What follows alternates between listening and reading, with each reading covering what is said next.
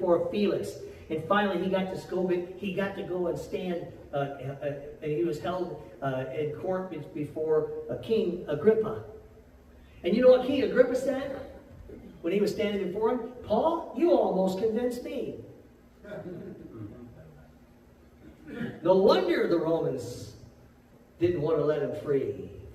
Because he was a man of influence, but it wasn't just because he was a man of influence. He was the man God chose for the season. Amen? So on their way there, he finally gets to appeal to Caesar, the highest authority in the land. He finally gets to go to Caesar. And on his way there, if it couldn't get worse, what happens? Some of you know this story, some of you don't. Read the book of Acts. We'll talk about it tonight. But here's the thing. He gets on a ship with a bunch of other people. The sailors are on that ship. There are other prisoners on that ship. There are soldiers on that ship. And a big storm comes, and they get shipwrecked. They basically run into some rocks. And even Paul, while he was on the ship, he had an opportunity to escape then. But he told everybody, hey, listen, everybody, stay with the ship. Stay with the ship. But only the ship will be lost, not us. And we'll study that story another time. But the idea that he's shipwrecked with these other pastors and the crew, and he makes it to the island of Malta. And he gets out of the ship. He survives the shipwreck. He goes to shore.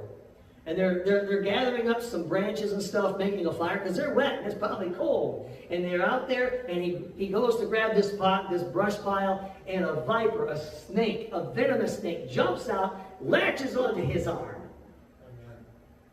Now listen, the people that were there were watching. They were watching to see what would happen. You know what happened? Paul just shook off the snake into the fire. The poison didn't kill him. Now at that point, that put people on this.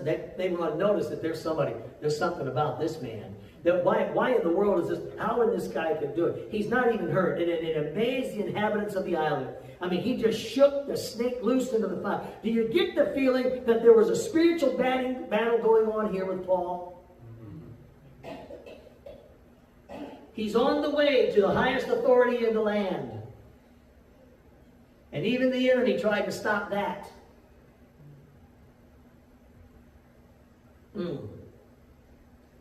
I mean, these are important parts of the New Testament. And when we find out all the time that he was in there, what he did, and the effects that he had upon those who had him incarcerated.